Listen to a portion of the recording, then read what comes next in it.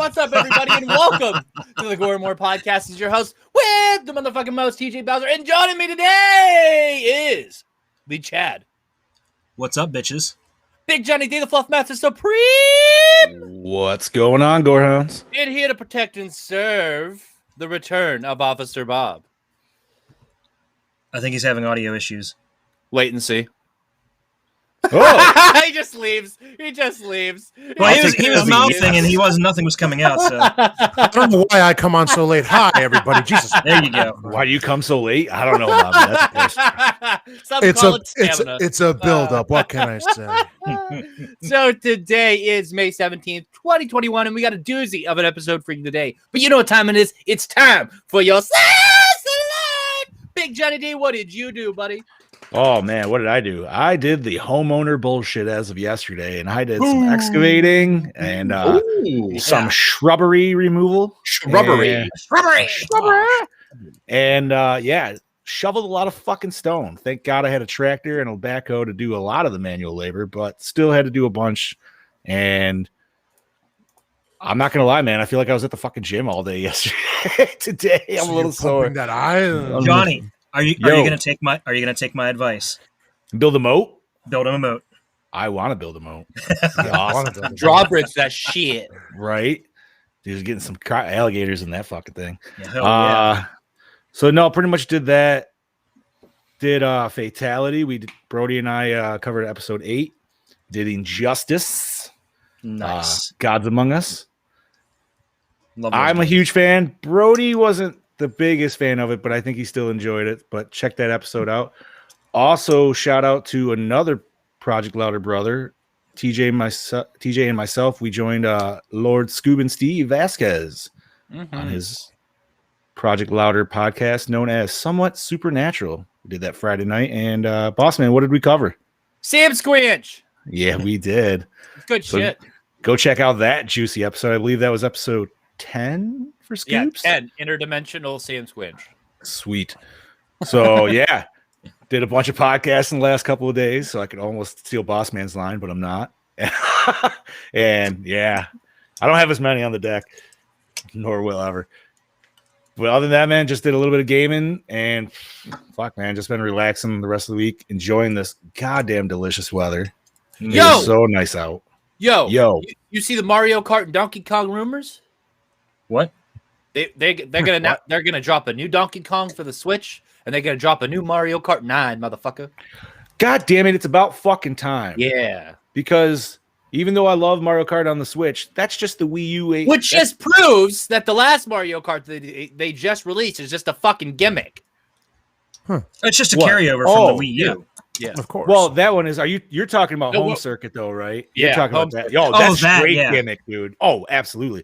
And I'm surprised my dumb ass almost didn't buy it. I really wanted to, but I couldn't justify spending $100 on each car. $100. I know, dude. Right, insane. 200 bones off TV. the 200 bones to get 2 cars right off the bat, dude. And I'm like, sit on it and twist. I couldn't justify it, dude. You know what I mean? Like, I ended up getting just a Mario Kart RC car for half the fucking price for the daughter, and I'm like, good enough.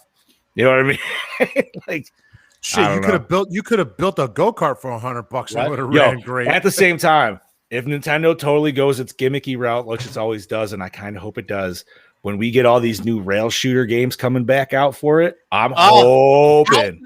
I just want to say, Linus Tech Tips teases a new light gun that works with LCD panels the same week that they dropped the House of the Dead remake trailer. That's all I've got to say, baby. Nice. Light guns are upon us. Nice. Right. So Nice. That's what I'm hoping for. Give me something new. Because what? The Wii, we had the fucking little Wii blaster that you put the bullshit in. Resident Evil Survivor remake. Well, here's the thing. Terrible. They can already do it, though, because the Switch, which I think most of us have. We're not using that fucking real time. I do not have the Switch. No. Listen. The bottom on the right one has an IR sensor already, right? Okay. You could literally do what you did for the Wii and just make an insert for the Joy-Cons. I want straight up real like tracking. I don't want that Wii bullshit. It depends on how they do it. I want it to be able. Okay, if you can make if they can make it cost effective. Yes, cost effective. Make it as much as a Pro controller, and allow it to like connect on its own without having to be connected to anything else. Make it an official Nintendo product. No, and that's fine. When's the last time they did that though? Super Scope 6. I mean, they didn't have anything for GameCube, and we haven't had a modern light gun. Like I said, no, the Wii was the last one with the Wii blaster. So the last thing they made was the light gun. The Super Scope 6. Okay. The D Evo gun. Yeah, we're just proving our point even more. They only make light guns. But fuck that. Let's go back to what we're talking about here. Yeah! Slice of life. And I want to hear joysticks. Like, come on, we need to do we this, do. John. At some point, we need to do this. It's bubbling hard. You know what I mean? Yeah, buddy. It needs to happen. But Chad, buddy, how's you been? I have been well, thank you. Just another normal week of work and then relaxing on the weekend. Like I just mentioned in the chat, over the weekend we went to a monster truck show, and I think I suffered brain damage because now everything smells like truck exhaust. 2 days later. That just means you cleared out your sinuses. Give it a day or wait. two. Or did you wash the clothes that you wore there yet? Like, are they still in your hamper? Yeah, they're still in the hamper. But dude, That's I was smelling why. it. No, I was at work still smelling it. It is like stuck in my nostrils. It's horrible. Why don't you next time just go to a drag racing show and tell me what you really smell? Oh, I'd love to. Wait, a drag show? I would love to. A drag racing show. Okay. You'll smell all the nuts. Wait a minute. Nose hairs. Do they have a drag racing show? Ooh, I feel like that's a niche that needs to up. happen. Yo, the That's first hilarious. annual Project Ladder drag racing show. Come on, Chad. And it's gotta be a you'll get brunch, used to dude, that like- smell. Don't worry about it. You'll be fine. No, it's just so weird because High like stakes all and even higher heels. day yesterday. Right. Perfect. TJ, you can leave. You can leave on a high note now. Good night. That's it, everybody. That was great. Oh shit! Now I completely forgot where I was going. But yeah, no, all I can smell is car exhaust. Oh god, that's so funny. Fuck, dude. Somebody write that down. TJ, write it down now while you know. Yeah, That's gold. It's recorded. It's good. That's gold, Jerry. That's gold. Right? Oh my god. Okay, Yeah, so so, get back like- on track. But no, like could Johnny, you, like- just You couldn't like even just as much as you blew your nose, it was still just there. it's still there right now. I've blown my nose several times. It's there for a Just while. keep I don't know. blowing it, and it just won't go away. Sometimes it happens, dude. Sometimes. After 4 hours, you got to call a doctor. No, you don't. No, you don't. They suggested. Continuing on, Chad. No, like Johnny, I was doing a little bit of gaming over the weekend. I started playing Dying Light, which is a pretty fun game. Yeah.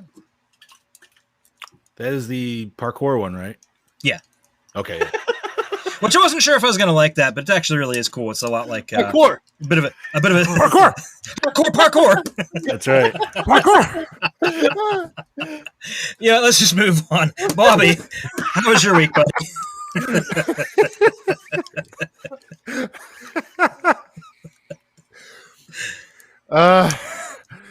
Parkour. Bobby's feeling a little verklempt right now. I think he missed us last week. Yep. He did. I did. I did. But no, my weekend was good. I was buying way more horror shit once again. I sent some pictures in the chat before of some of the updates that I have. One of the updates being the old McFarlane Leatherface 18-inch that took forever to find, and this is actually a mint. Like, there's one crease. I'm not surprised, but it's the most mint I've ever seen one of them in person. So I was like, take my money and walk away with the card, and I'll get it back another day. So, but other than that, it was just chill. I was working yesterday, so it was a tiring day. But other than buying shit and keep buying shit, now working on a couple of other things for cosplays and shit. I got a few shoots in June coming up. So I got a few things trying to get done and then try to get started on a few things. But just keeping busy. It's been busy. May, I hate the month of May. It's way too busy. That's all I'm going to say. I hate the month of May to the passion. But it's gonna be May. Fuck May. I think my internet's stroking. I think my internet's stroking out because like everybody's picture is frozen except for mine. Yeah, you're red barred like a motherfucker, buddy. So, right, my weekend was good. It was chill, rearranging, working, all that good stuff. So I have no complaints. But now certain things are done. Now I can be at peace a little bit and try to chill out a little more while I move on to some other projects. Boss man, how about you? Well, as I say every week, guys, I did this, that, and everything else. No, I'm just kidding. Podcast here, podcast there, podcasts everywhere. You know, breaking hearts and podcast charts. Did somewhat supernatural, as Mr. Big Johnny D said, and it was fantastic. Catch that on projectlouder.net, your source for pop culture and so much more. Shameless plug right there, baby. So yeah, I really didn't do much this week. Not a lot of movie news coming out, other than that they finally dropped that Fast Times at Ridgemont High Blu-ray from Criterion, and the Howard the Duck 4K pre-order is up, baby. Boom, boom, boom. If you want to see ducks getting it on, go do that now. But let's talk Tremors 2 Aftershocks from 1996. Let's get it on, baby. So this week's film is Tremors 2 Aftershocks, directed by S.S. Wilson, written by Brent Maddock and S.S. Wilson, produced by Nancy Roberts and Christopher DeFaria, starring Fred Ward as Earl Bassett, Christopher Garton as Grady Hoover, Helen Shaver as Dr. Kate Riley, credited as Kate White, Michael Gross as Bert Gummer, Marcello Tubert as Sir Carlos Ortega, Marco Hernandez as Julio, and Jose Rosario as Pedro. Music by Jay Ferguson. Cinematography by Virgil L. Harper. Edited by Bob Ducassi. Distributed by Universal Pictures. Released April 9th, 1996. Runtime of 97 minutos. Budget 4 million. Gross the fuck if we don't know. Oh, wait. Direct to video. So probably made a lot of money. Yeah, trailer. I'm back. And that was perfect timing. Yeah, boom. Roll that beautiful beam footage, baby. Yeah. They lay dormant for years, waiting for the chance to appear once again. Now they're back, and they'll find you no matter where you try to hide. And only a team of dedicated professionals can stop them. We need someone, an expert, to eliminate these creatures. To go graboid hunting. This time, they're prepared. Preparing to fire.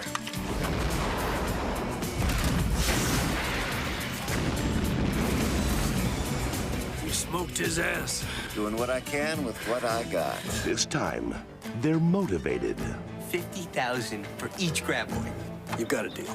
This time, they're one step ahead. Get off the ground!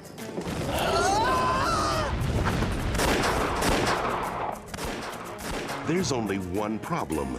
This time, the worms have turned. Something's wrong with our worm, Earl. It's a whole new ball game. A whole new goddamn ball game. The worms changed somehow. Now we've got these things. This way! I am completely out of ammo. Director Gore, the radio tower, how can they be so smart? We're like sitting ducks here. Come get me, you suckers! You hungry? If I can just get to your truck, I can grab some bombs. Tremors 2 Aftershocks. Starring Fred Ward, Michael Gross, Christopher Garton, and Helen Shaver. Damn worms never cut you any slack. No, they don't, Fred Ward. No, they don't. What's up, guys? Welcome back. So, yeah, that was a pretty cool trailer, huh? Not bad. Not bad at all. Yeah, you know, I'm going to put this up there with like Jaws 2 on the level of sequel quality. It's good stuff. Oh, yeah. I was ashamed when I learned that it was direct-to-video. I'm like, I thought this would have been pretty successful. You know, it kind of plays on it, too, whenever they the new guy, Grady, he mentions that that he's not that guy. Kind of says a reference to he knows he's not Kevin Bacon, but at least I'm trying. Yeah, and he references that within his dialogue there. Whenever he says I'm not the same guy, And I think he does a good job. I think that the dialogue between Mr. Bassett and Hoover is just fantastic. I mean, it's not no bacon, but like no, it's pretty good. It's like maybe like a Baconator Jr. A Baconator Jr. There you go. So, I don't know why, and it might just be to me, but this dude feels like he was like almost like trying to be Chris O'Donnell in the mid '90s or something. I don't know what maybe because he kind of looked like it a little bit too. A little bit, yeah, he did. I don't know. Like, I remember when I was a kid, I always used to think it was, and I was like, no, wait. He just had that certain quality to him, and was like, you're almost there, but I don't know. It was just the '90s dude. You know what I mean? A typical '90s dude. If you kind of get, he had the hat, dude. I had that hat, dude. I had that hat, right? Like, I could never tell what the hell was on his necklace, though. Oh! Katie's cutting in.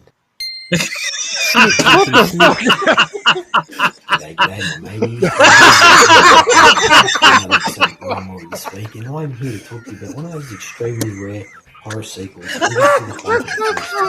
It's extremely entertaining and doesn't take itself too damn serious, and that is Tremors 2. Now, let me start off by saying, Mr. John, fantastic fucking pick this week, mate. It was actually really cool to go back and revisit this film because I couldn't remember diddly squat about this film.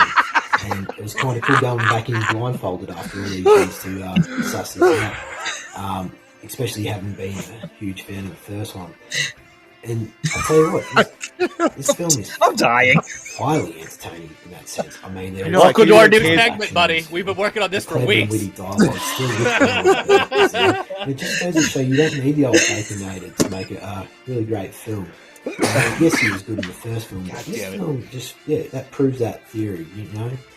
They do introduce a new character in a sense, and I was a bit iffy about him, humming and hawing, but by the end of the film, you sort of tolerate his bullshit, and you're like, yeah, he's okay. Sorry if you can hear these fuckwits next door. Unfortunately, they don't fucking sleep, they're like vampires. So they'll pay attention I do like introduce a new species of these graboids. Now they can actually walk on Earth. I'm digging the background music. Basically, like hairless balls. That's gonna fade out on future episodes. And they're actually a savage little beast. I do like be a more appropriate theme song for the background is the old Big Valboski's theme song. Very, very. Hello, ladies. Yeah, I mean, you can put up with it. They don't really show too much of it, I suppose, but in that sense, like Bert, when Bert comes to town, you know, she's all fucking ready to rock and roll. He's all go.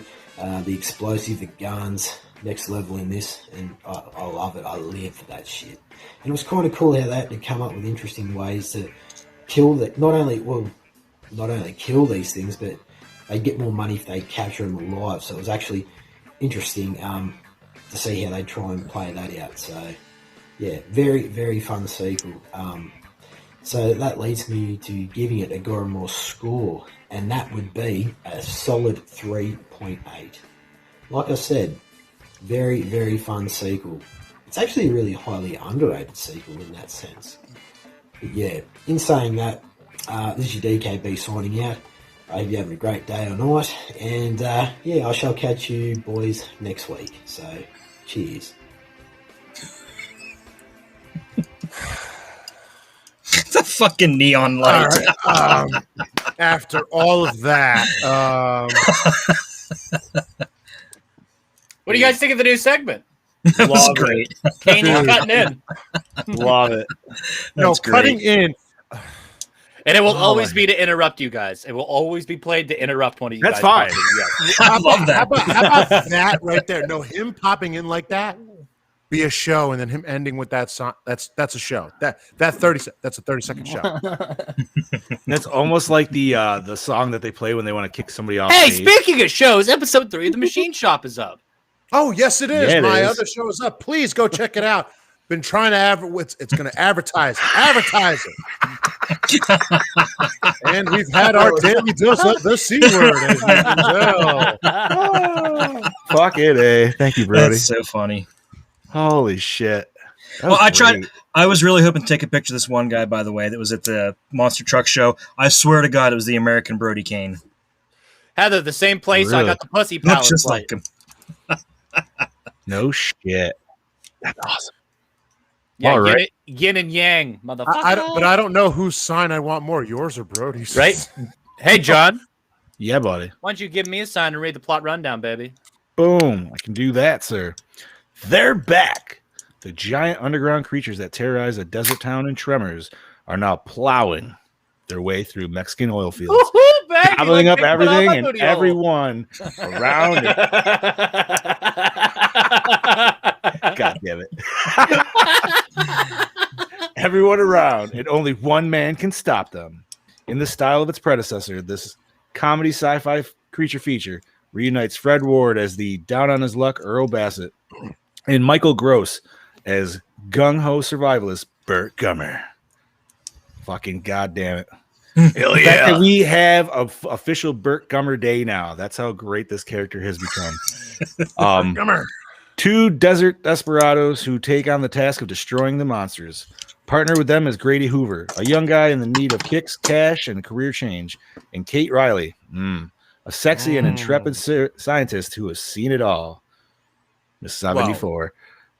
Until now. Together, they devise an ingenious plan for tracking and killing the creatures. Bum, bum, bum. Or do they? Things like the change on the fly, as we learn in the Tremor series. We got a lot of sequels. Yes, we do. And you know what? This one. Wait. Chad, provide context for the review. Okay, so the reason we are reviewing Tremors 2 instead of Tremors 1, and I was hoping you guys would give me a chance to say something, is because we actually, on our crossover, we were on Comics and Kaijus covering Tremors. So we decided instead of covering Tremors twice, we convinced John, and it did not take a lot of arm twisting, to change his pick to Tremors 2. So within about a 2-month period, we're doing Tremors 1 and 2.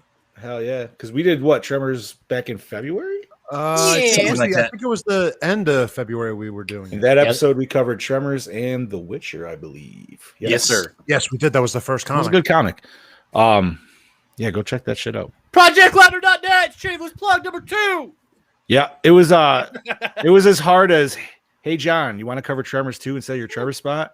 And my answer was, fuck yes, I do. There we go. We really twisted his arm, ladies and gentlemen. That was a hard one right there. Just hold on, let me hand it out. Which, by the way, it made my youngest daughter very happy. Yeah.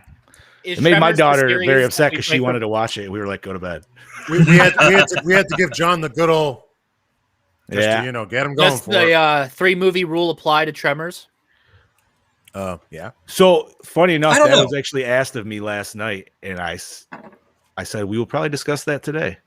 Mm-hmm. So if we go 3, we know we're ending it on a bad note because we're going into the ass blasters. Exactly, back to perfection. Yeah, I'd almost rather cover 4, but I also don't want to skip it, good or bad. Correct. I mean, and it has good moments. Back to perfection. We literally get to go see the fucking town again, so that's rad as fuck. Despite some shitty CGI, it's cool to see the new version. Okay, listen, it's not as terrible as I mean, it's pretty bad, but it's not as terrible as I'm trying to make it sound. I think it's just the worst one out of the series. It's not this film. No. Keep in mind, though, we have plenty of time to discuss this because we're not even going to get to it until next year. Anyway. No. Oh yeah. No. It's definitely this year's chock full. It is. But yeah, I'm glad we got to watch this movie, dude, because obviously big fan of the series, as we've previously talked. Chad, TJ, Bobby, everybody is like. I actually watched this one more than the first. Yeah, I feel like it was on TV more than the first, although the first one was also on TV. Chad, did this get played on the Sci-Fi Channel a lot? Yes, it did. USA hardcore, dude. That's where I watched it the most. Yeah, they ran the first one and the second one usually back to back. It was like every other Saturday. You could almost fucking bet your money. See, that's another discussion that's being brought up. A little sidebar, real quick here. In the film preservation and collecting community is the preservation of television movies and how that's just simply not happening. So Chad would probably be able to shine more light on this. There's a lot of films that were released just on television that we aren't ever probably going to see the light of day and aren't getting released. Vinegar Syndrome with their televised terror box set, Volume 1, which they just dropped.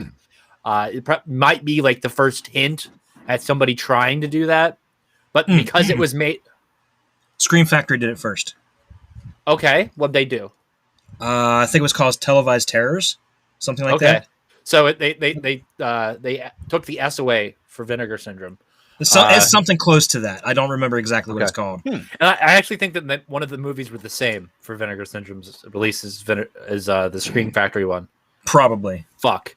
I just know that people are bitching about the artwork for Televised Terror, and I'm right there with you people. So whoever's running Vincent right now, change that shit up. There's a guy named Corey Kaufman that does really good artwork, so you could probably hit him up, and he can do a lot better than the fucking bullshit that you're giving us right now. I will not buy that because of the artwork. I will not spend the money. Okay, so moving on. Chad? That bad, huh? Yeah. Yeah, I'll show you guys later. All right. I'll take your word for it. Unless we got any more discussions, I'm interested to see what Chad's got behind them curtains. Yeah, I would be delighted. This is the one movie I want to hear what is behind the scenes. I'll give you what I found. I mean, it's not right. excessive. I just think it would be like super chunky. But yeah, it's not as in depth as like The Shining because it's not The Shining, right? Obviously, but I will say I did enjoy this movie a whole lot, and this was I want to say like the third time I've seen it. I didn't really watch this a lot, but I have seen it a few times. Like I definitely saw it when it first came out, and then at least once or twice since then. But it's been a really long time. I gotta admit, just like Bobby, I did not realize it was direct to video. I don't know why. I thought this one might have got theater release, and then obviously the third one definitely was. But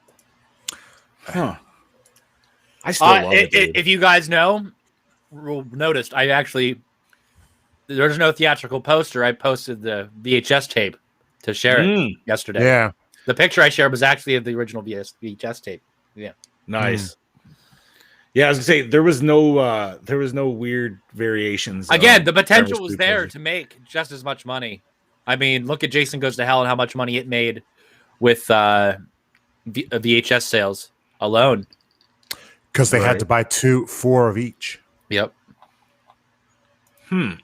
Anyway, Chad, get behind the curtain. Ooh. Okay, so my first bit actually does kind of touch in on that. Okay, so originally Kevin Bacon and Reba McEntire were both written to the script and expected to return as their characters from the first movie.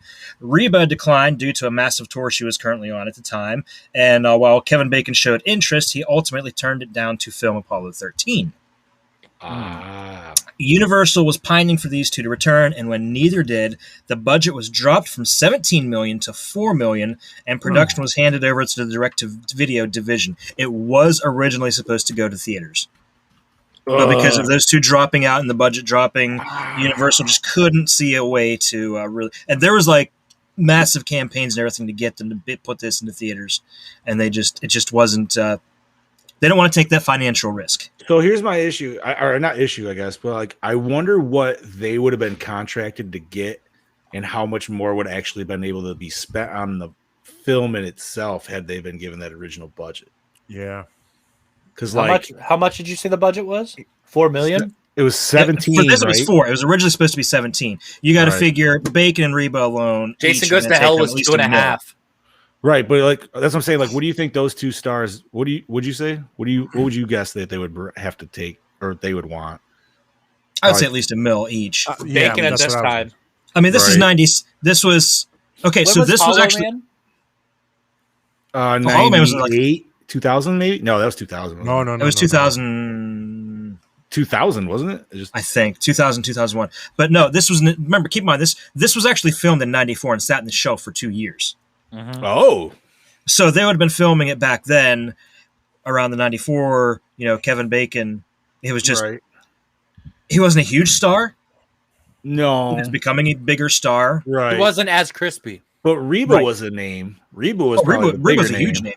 Yeah, because of her music career. Right. So, but I mean, what could have been? I guess. I wonder.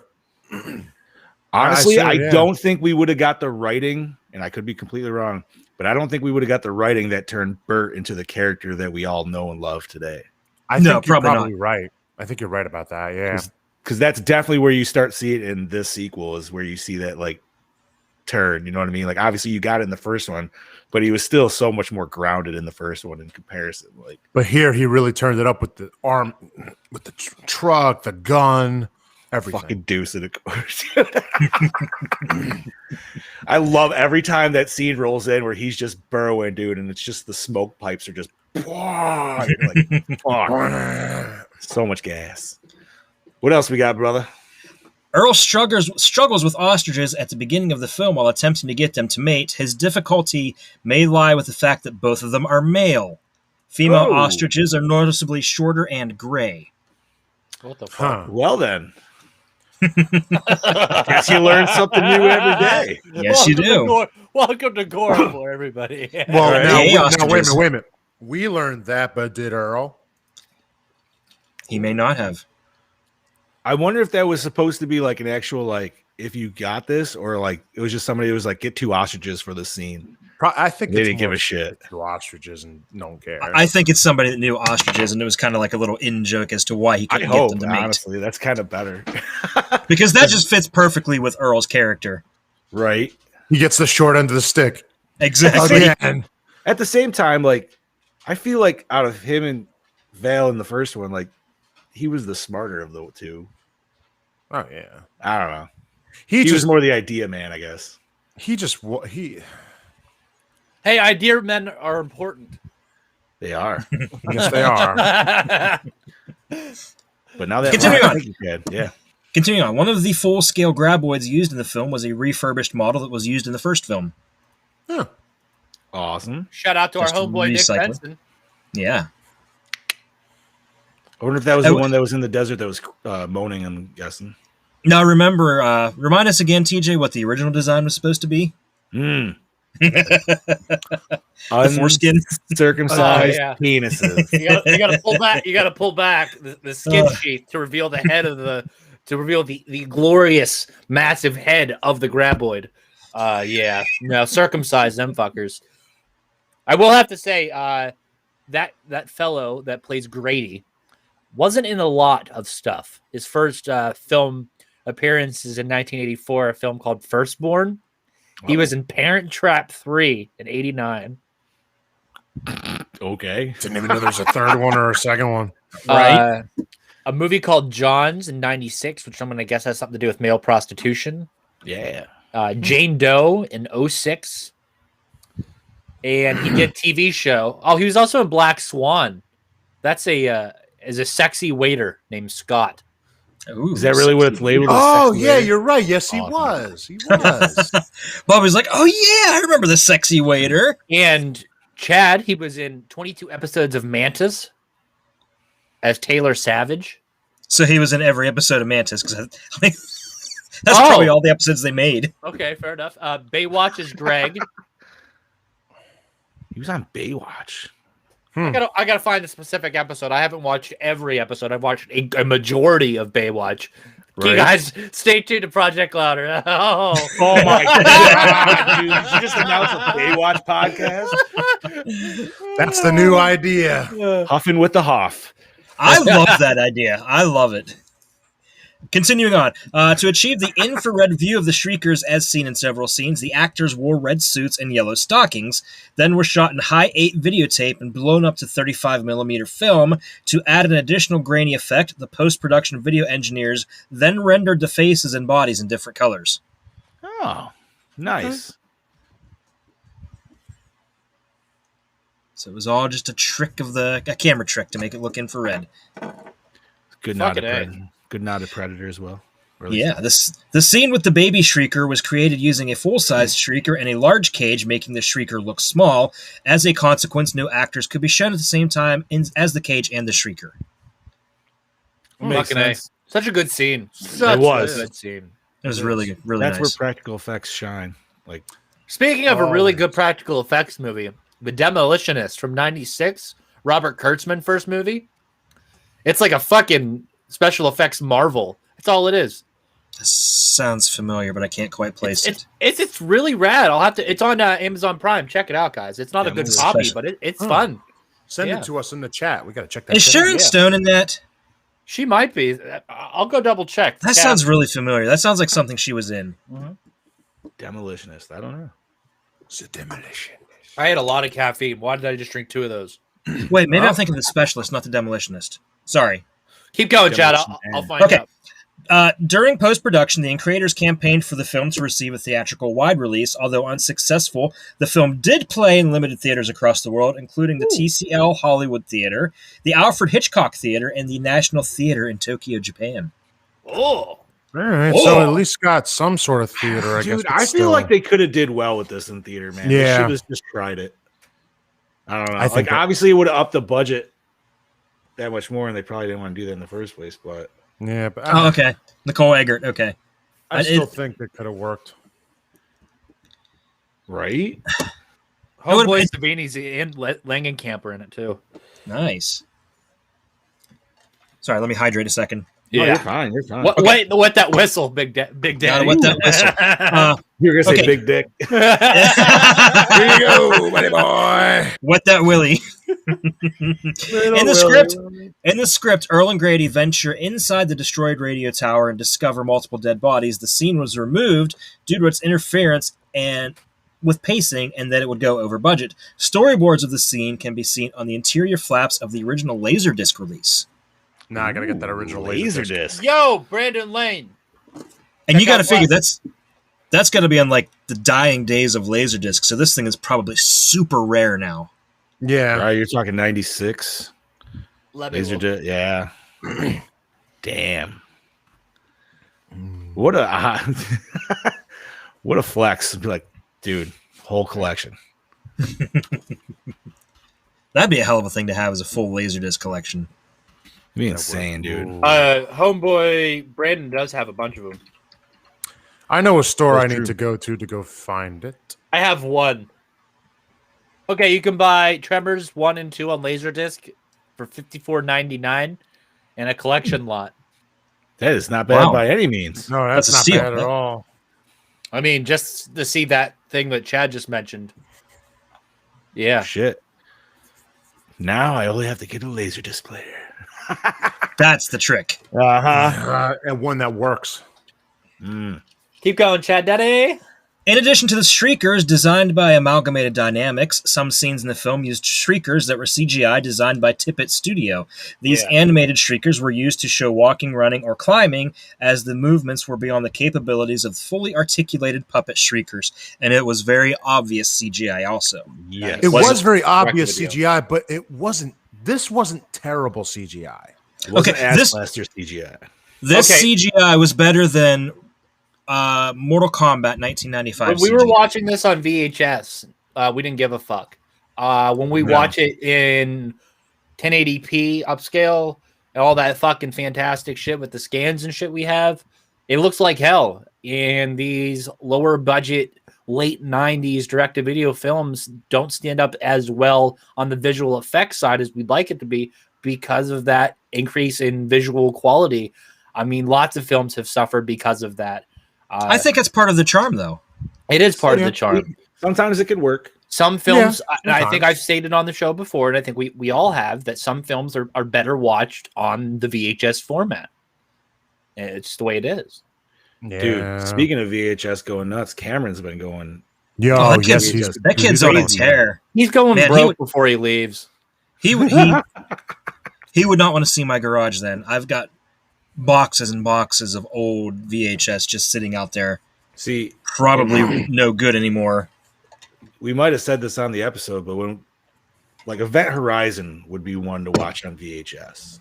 Oh yes. Yeah. You know what I mean? Like that would be the money right there. Although that's still great in 4K. Yeah.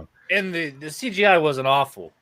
No, it was just the floating shit in the hallways. But we did talk about that. But going back to Tremors, that was the only. I would say that was the only major flaw of this movie was the dated CGI scenes. Other than that, nothing else. Which is really funny because you compare something like that, and I understand budgets are a huge difference, but something that was made 3 years earlier, Jurassic Park, which the CGI still stands up today. Apples and oranges, Chief. I know, but it's true. That's like bubble gum and fucking 20-ounce steak, dude. Yeah. Yeah. I mean, it's just so funny though, because something that's 3 years older looks so much better. Listen, dude, I still think there's movies today with the best CGI that still don't fucking look as good as Jurassic Park. So whatever the fuck Steven Spielberg fucking did for that. You want I to think know he used why? real dinosaurs. He used real dinosaurs. Do you want to know why it's so good? You still had to get creative. Now this is like CGI that shit. It's done. There's no creativity. You know what? I'm gonna go with real dinosaurs. Well, hey, nobody said creativity. If anybody could do it, it's Spielberg. If anybody could afford it, it's him. Can do. I mean, he did Temple of Doom. But just remember, they even had a full-size T-Rex animatronic too. That's right. Which broke down constantly. Going to see a bunch of those next week, actually, at some drive-through dinosaur event. I'm taking our kids. All right.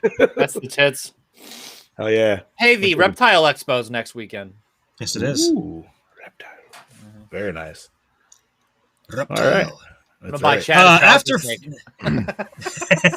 After filming, production wrapped in 94, Tremors was shelved for 2 years after the studio was unsure what to do with the movie. This was because Universal was shocked when test audiences adored the film and demanded it play in theaters, which prompted the creators to fight Universal's proposal into sending the film direct to video.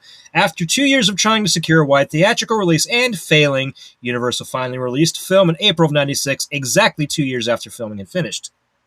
Thank you, test audiences. You know what? I like you guys because we've had issues with test audiences before for fucking us. Event Horizon. Yeah. Listen, there are times where test audiences are your best friends, and there are times where they are cunts. But the fact that sorry, now we're over the limit. We're done. Bobby. We're done. Cancel me. We're canceled. Me. Ripped. Fuck, dude.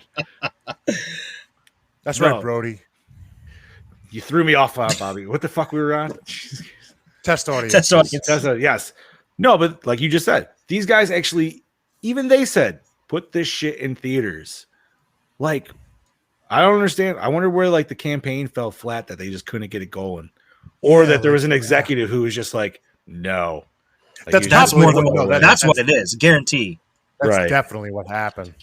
Like they're just like, oh, the people want it, and there's just one douchebag who's like, nah, it's just fuck you, I don't want it. Yeah, that guy's probably just pissed off because Kevin Bacon fucked his wife, and he's had it against the whole Tremors franchise ever since. I would hope that would be some crazy backstory in the Tremors fucking.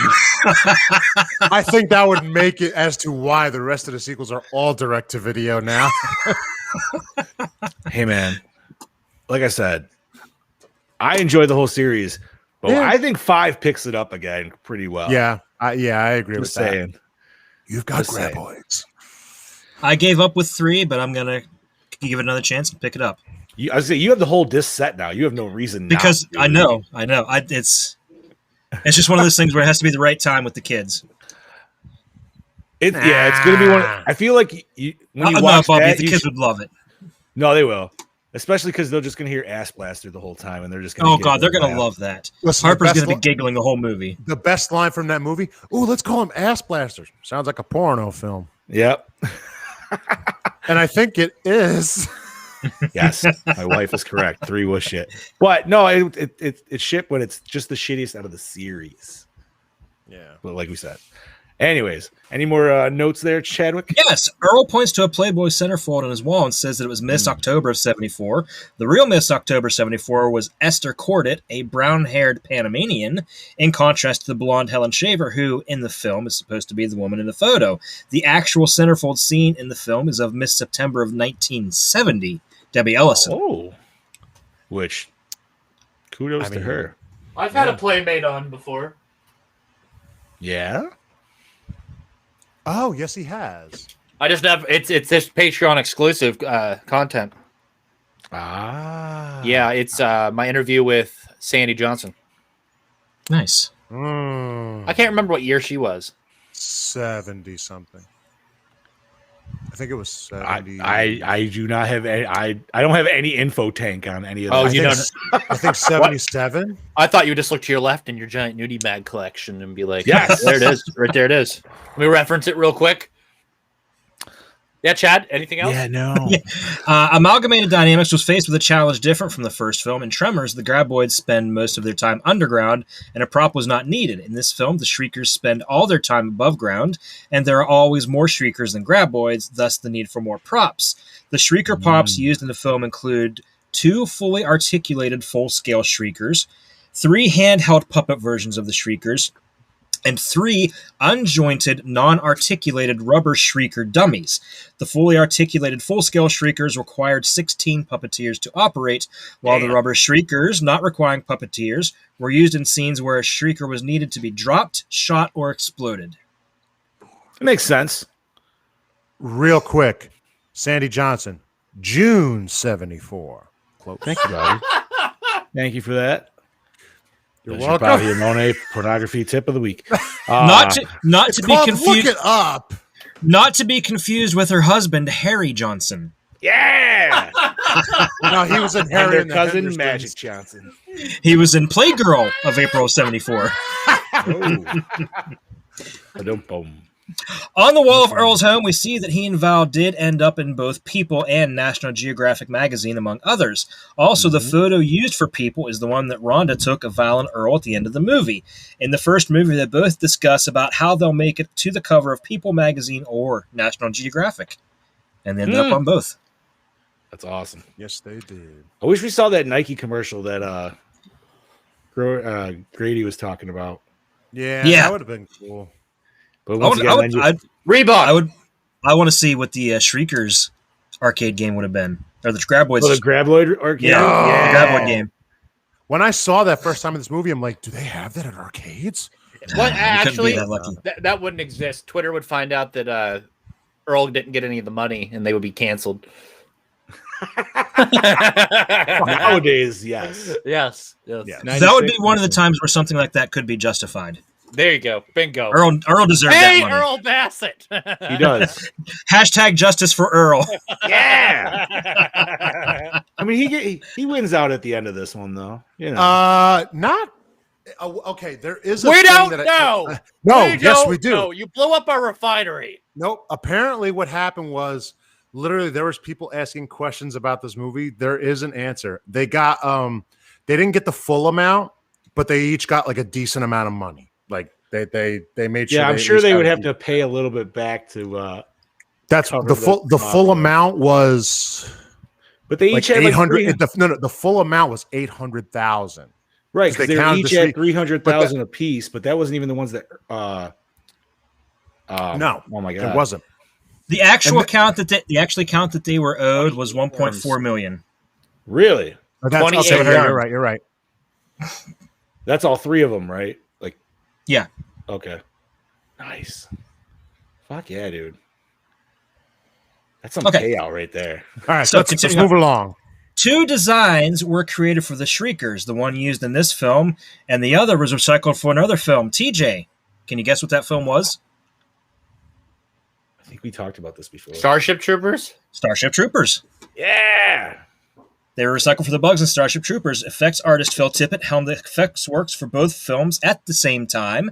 If you watch Starship Troopers closely, the bugs have mandibles identical to the Graboids from Tremors. Yep. Yes, they do. Although, goddamn, that is such more of a gory movie. So you want to watch a good Phil Tippett CGI? Go watch it whenever they have proper money. You want to watch a bad one? There you go. Wait, no, that's 99, isn't it? 97?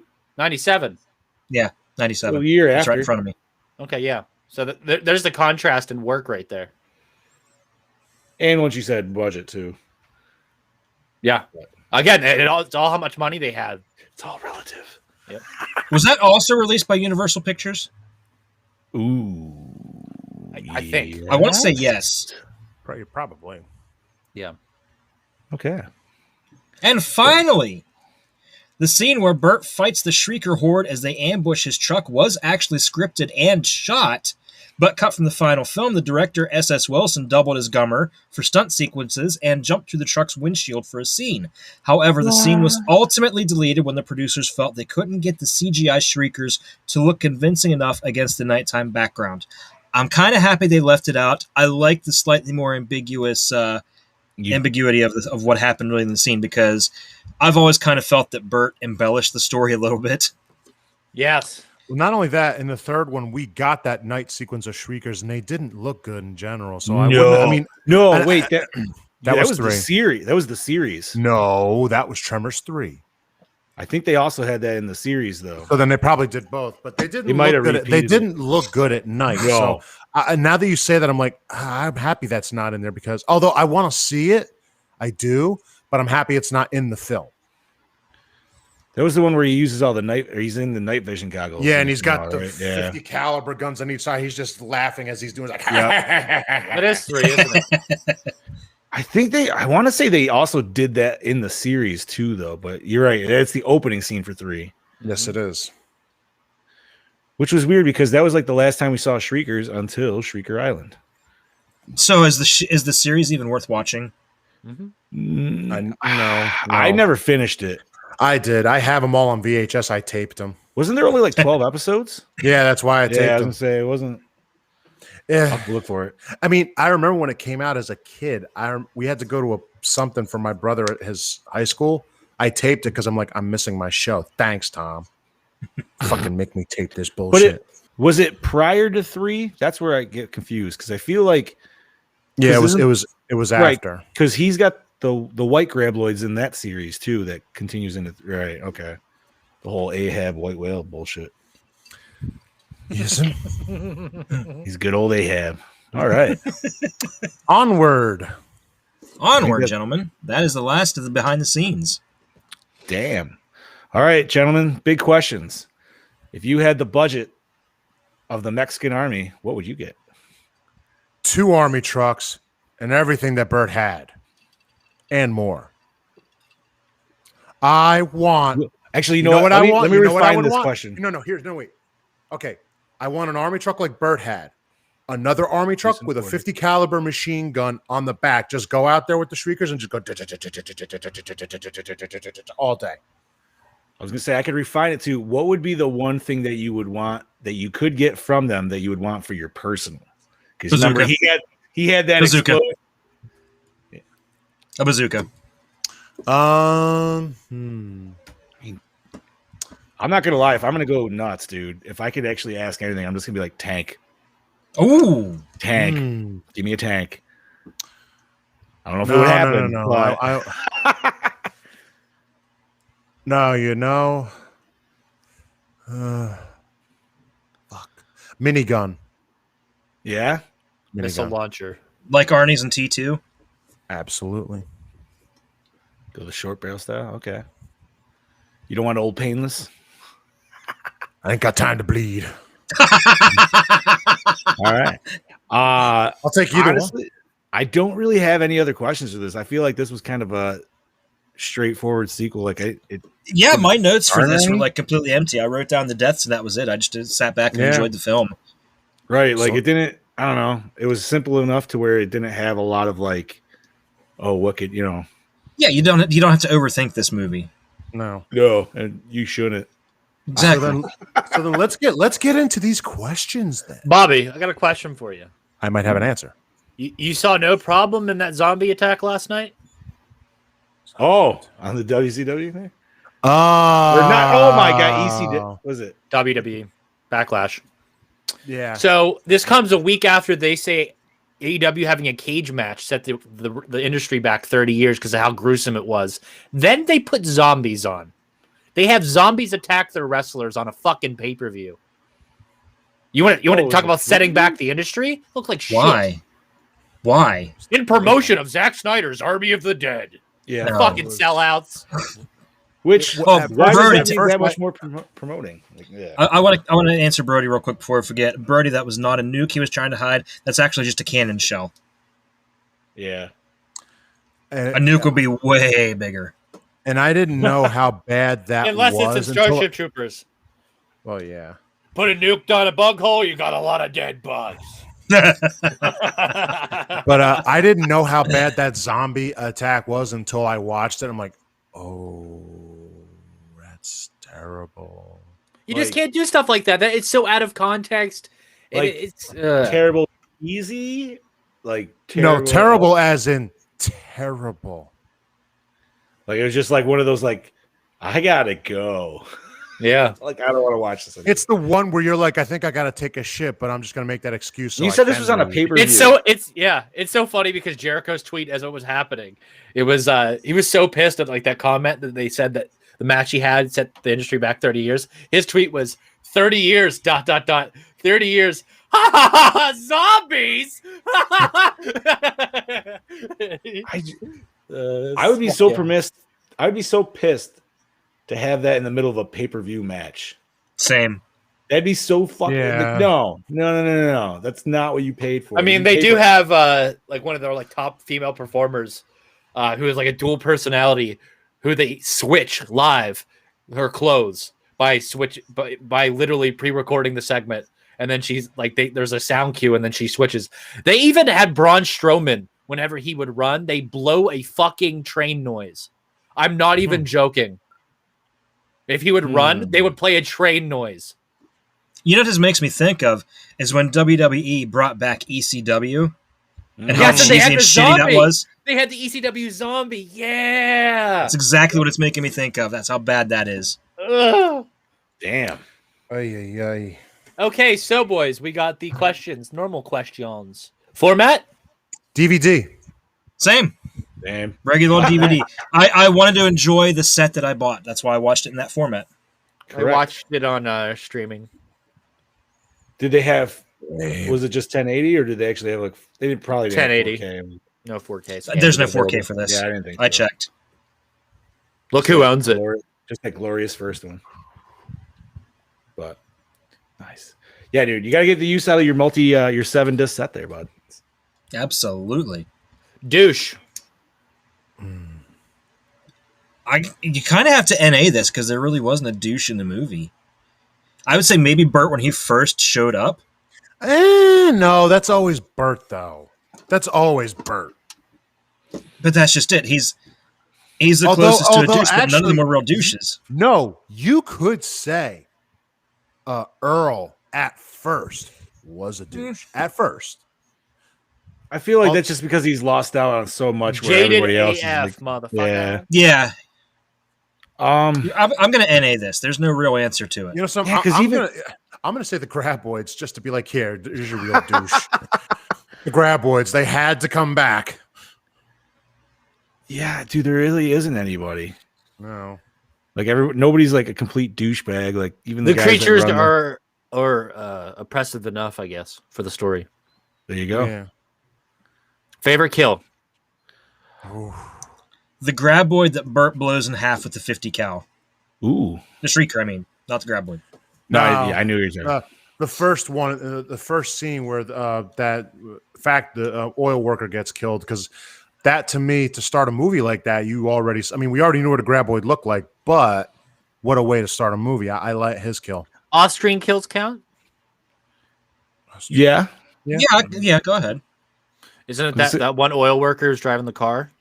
Yeah, where you just all they found was his hands dangling. Yeah, hands. that's again. Yeah. You want to talk about Jurassic Park? Yeah, exactly hard vibes, dude. I'm gonna have to say the guy in the window. What the fuck was his name? Oh, that was Julio. Was that Julio? Yeah, he got the nastiest because at least you get to see them like chomping to his leg and shit like that. You don't see the actual kill, unfortunately, but obviously he gets eaten and maimed. So yeah. Yep. Right. Look at you guys. Match made in heaven. Right? Best scene. Oof. Oh, okay.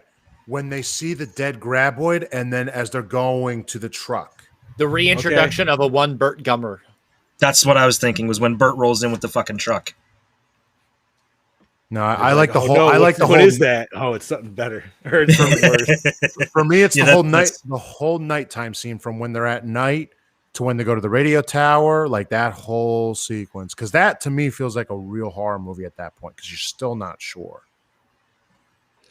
Yeah, I'm gonna have to agree with Bobby when the Graboid explodes and they see the open husk and everything. Like that was just a real nasty effect.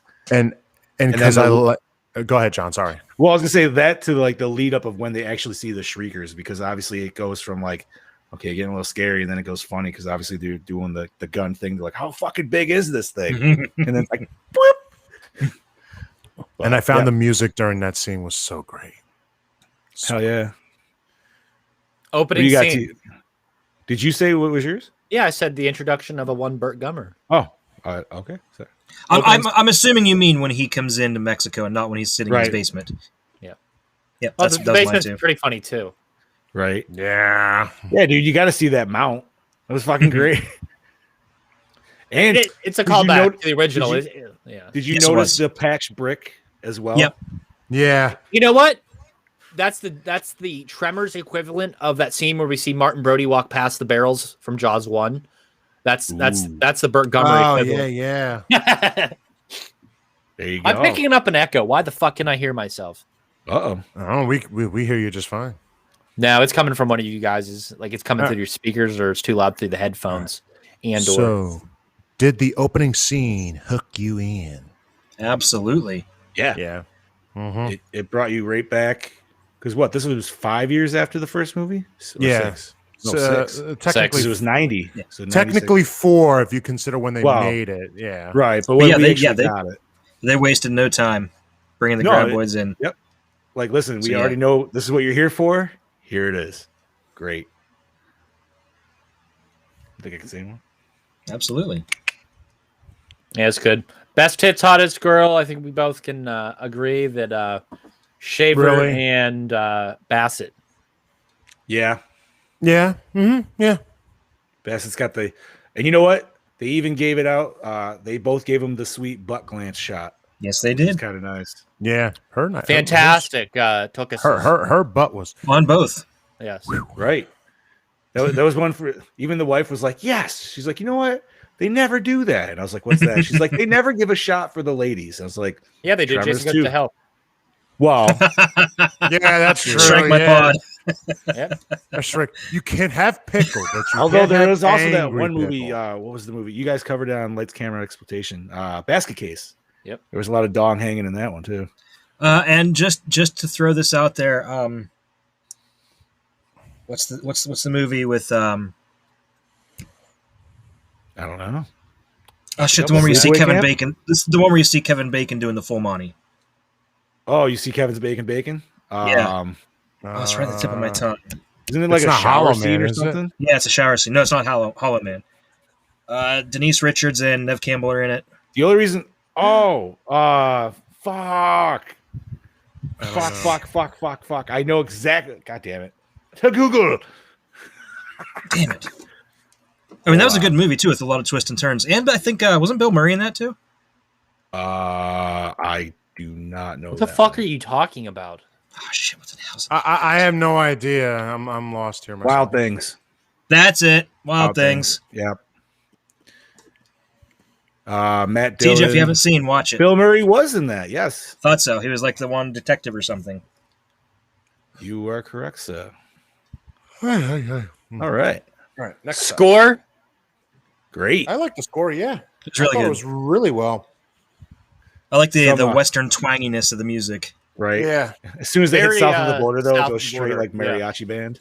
Yeah. Hey. Oh, wrong. And not to mention, I like I don't know if you can consider it, but the songs that they use on the radio for when the Tremors has it swallowed and he's like chasing them around, shit like that. Yeah. No, I agree. Woo. I like the Mexican radio announcer talking, and he's just speaking in Spanish, and you can understand Travis Tritt. Yeah. You guys picked that up. No. It's like Travis Tritt. Fucking A, boys. Okay, favorite character, because we're not going to know best song. So, yeah, say that one country song that they played. Well, no, I was gonna say Travis Tritt song. So Trouble. There you go. Okay, we can go that one. But okay. Favorite character? Bert. Every sequel we pick, Bert. It's gonna be Bert. No, we're gonna get to 3, and I'm gonna pick fucking Miguel. All right, that's what I'm gonna do. Hey, rest in peace, Miguel. Yeah. The best. All right, wait. Best. One of the other best lines of that movie. Sorry, is when he's sitting there looking at his truck and it's upside down. He's like, "My big grizzly boy, my sidearms," and it just starts firing off. He goes, "My ammo." Yeah. I do remember that. But if you look at his face, he's kind of just like he literally looks like this. He's like this. He's like, I am. Good stuff. His delivery. Spot on. Scary. Nah. No, I don't think it was supposed to be. I would It's supposed to say be just fun. Although I would say the first time, like, kind of maybe because of that the night scene, then it goes back to the This is serious, this is an yeah. American kaiju film with mini kaijus. Pretty much. Mini kaiju.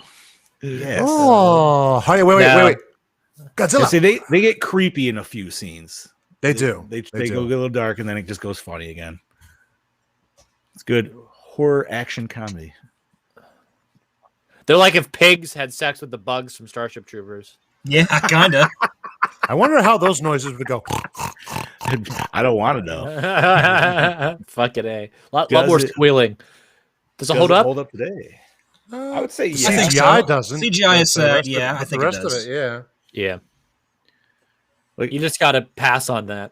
Yep. There's not too many, and there's not too many scenes with the CGI. No, there really isn't. I think there's maybe a handful at best. Yeah. All right. Acting pretty damn good. I think Yeah. everybody did Yeah, their I thought it was really their good. role. I do think that some of the Spanish actors, some of their scenes are a little weak, but that also could just be because of the budgetary constraints. I just felt like some of these. We'll talk about it when we get to cinematography. Keep going. Alright. Did you like the cinematography then? Oh Yeah, no, I was gonna say- I think it was very run of the mill. I think whenever it comes to cinematography, this film is so fucking middle of the road. Again, like I've said in the past, it does enough to get by. It does the opposite of the previous film. It doesn't capture the setting. It doesn't really. You know what I'm talking about? Like the last film really glorified where it was filmed at, and you got a lot of those big open shots Yeah. of the mountains and stuff. Yeah, I know exactly what you mean. Not once did you look at this and say, "Oh, they're definitely in Mexico." Yes. Yeah, no. No, it just looked like they were in a hilly valley. Yeah, they could have Pretty literally much. been anywhere.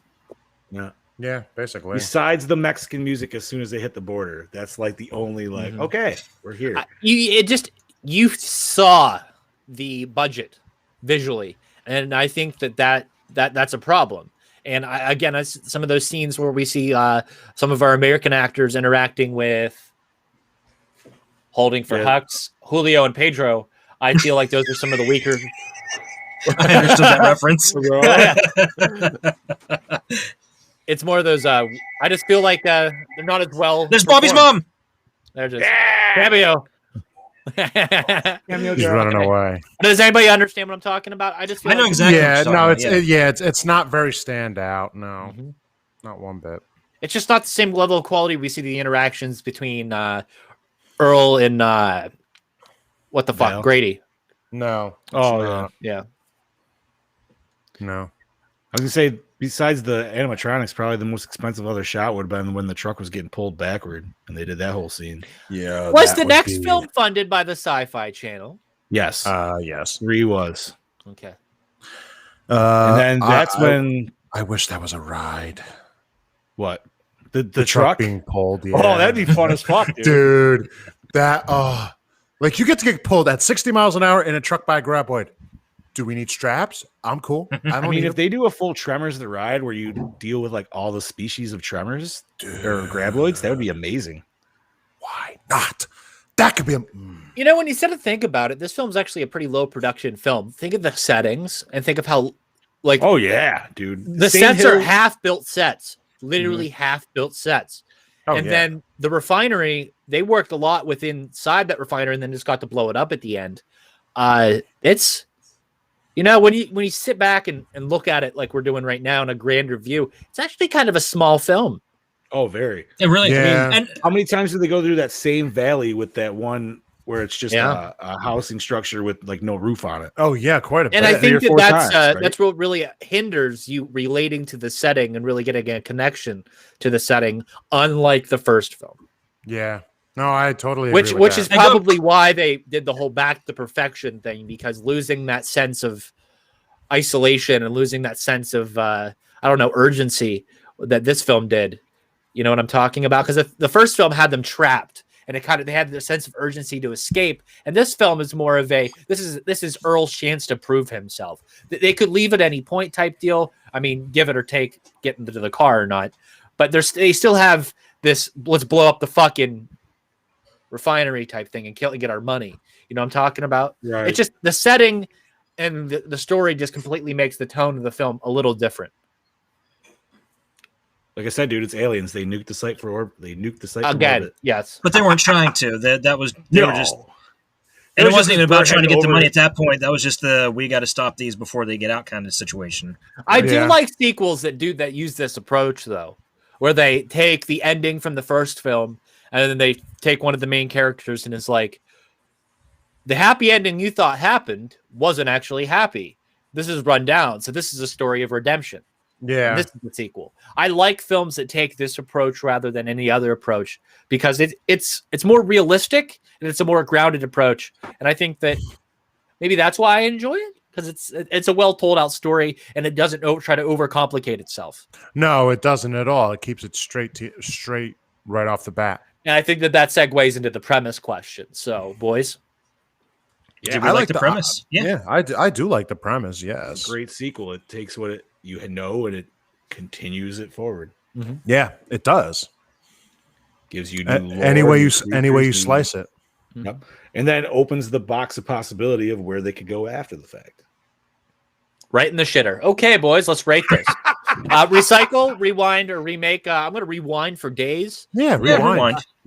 This film hits hard in the nutsack with the nostalgia factor for me because I saw it a lot on television. And of course, I believe I had the VHS at one point. So again, I've rewatched the series 10 times over, and it's fantastic. It's definitely one of your go-to feel-good comedy horror franchises.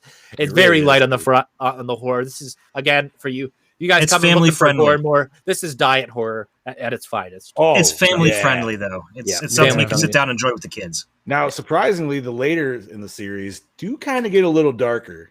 Yes. Oh, yes. Like Shrieker Island, definitely, I feel was obviously heavy on the that's playing off the modern trends and things have to be extreme or they're not effective today. Spiral.